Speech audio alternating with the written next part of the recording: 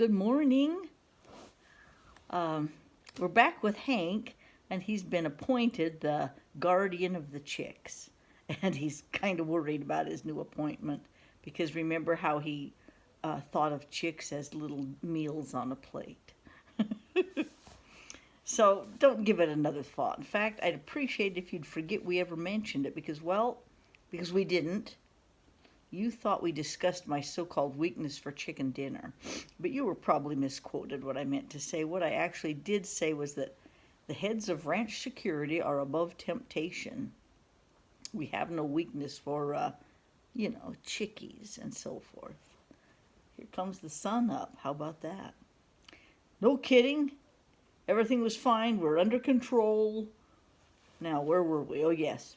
I have been named the guardian of the chickies. After the ceremony, little Alfred and his mother went to work preparing a house for for the chickies. They hiked up the hill to the machine shed and found a little chicken coop, hauled it down to I was sitting by the yard gate minding my own business, watching the preparations and so forth, and all at once I got this creepy feeling that Sally Mae was staring at me. No, it was worse than that. She seemed to be looking into my mind and my soul, almost as though... Now, have you ever heard of Sally Mae and her x-ray eyes? Well, maybe not. Well, she got these eyes that just don't glide over the surface of things. They drill and they bore and they penetrate into the dipper diffs and dipper depths, and shall we say they always seem to be looking for naughty thoughts. It has something to do with motherhood. Ah, your mother has it too.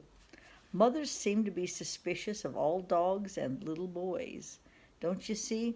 They have these x-ray eyes that are equipped to ignore the surface details and to probe the dipper diffs. I mean, a careless smile that would fool Slim or Looper doesn't have a chance against that woman. She's relentless. Her eyes have the nose of a bloodhound. That's silly. I like it. Now that sounds odd, doesn't it? But it just goes to prove that she makes me nervous. And even though I have nothing to hide, even though I haven't hosted a naughty thought in, days or weeks or even months, I couldn't shake the feeling that she was reading my mind. Does Bubba sometimes read your mind?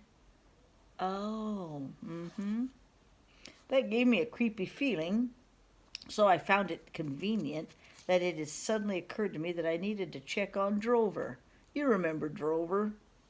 I had sent him to his room to sit on a sticker and to suffer, and by George, I needed to go check on him, no kidding. So I left my spot beside the yard gate, and I hiked myself down to the gas tanks, 30 yards south of the gate. I finally placed myself beyond the reach of her radar. Whew. Once then, I was able to relax. You might want to make a note of this. Motherly radar is deadly accurate, up to a range of 30 yards. But beyond that, little boys and dogs are free to think whatever they wish. Although I must hasten to point out that I had nothing to hide, and almost nothing at all. No kidding, you won't be surprised that I found Drover asleep on his gunny sack bed, and we're talking about conked out, snoring, quivering, twitching, squeaking, and doing all the other bizarre things he does in his sleep. I stood over him for a moment, marveling at all the noise. Then I eased my nose down to the level of his left ear and shifted into a little routine we call alarm clock. I might have to try this on Mr. Shoemaker.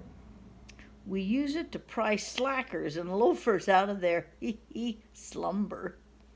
I yelled, "Wake up and spit! The world's on fire!" Okay, you gotta go try that on somebody. Wake up and spit. The world's on fire. Oh, that's rich. I must admit that I get wicked pleasure out of waking up Drover. You should have seen the little mutt. He started scrambling on all four legs, but since he was laying on his side and he didn't move an inch, one ear shot up and his eyes popped open. revealing, well, not much. What he's half asleep, Drover's eyes contain a vast nothingness. And now that you mention it, they contain the same vast nothingness when he's awake. Help! Murder! Mayday! Fire! Fire! Spit on the fire and put out the galloping pork chops. This was fun. Another moment or two of stationary stampede, he finally made it to his feet. Have you seen your dog do stationary stampede where his legs are going, but he staggered around in circles and then recognized me. Oh, hi. How's the fire? Fine, thanks. How about you? Oh, I'm not sure. I think I just woke up. Exactly my point, Drover. If you just woke up, it means that you were asleep. Yeah, 'cause the awaker you are, the sleeper you used to be. Now, say that again. I said the sleeper you are, the awaker, and I'm not sure what I said. It doesn't matter. The point is, I began pacing, as I often do when I'm conducting a heavy interrogation. If you've been down here sleeping, you weren't suffering for your crimes. I sent you down here to sit on a stuffer, a sucker. He rolled his eyes around. You mean sit on a sticker and suffer? Yes, exactly. That's what I just said. Don't make me repeat myself. What? I said, stop repeating myself. Now, did you suck on that sticker or sit on it? We need to get to the bottom of this. Oh, these two. They make me feel so intelligent. I really like them. I really love you. Have a fun day. Do something different today. Don't sit on a sticker. Love you. Bye for now. Be a solid citizen.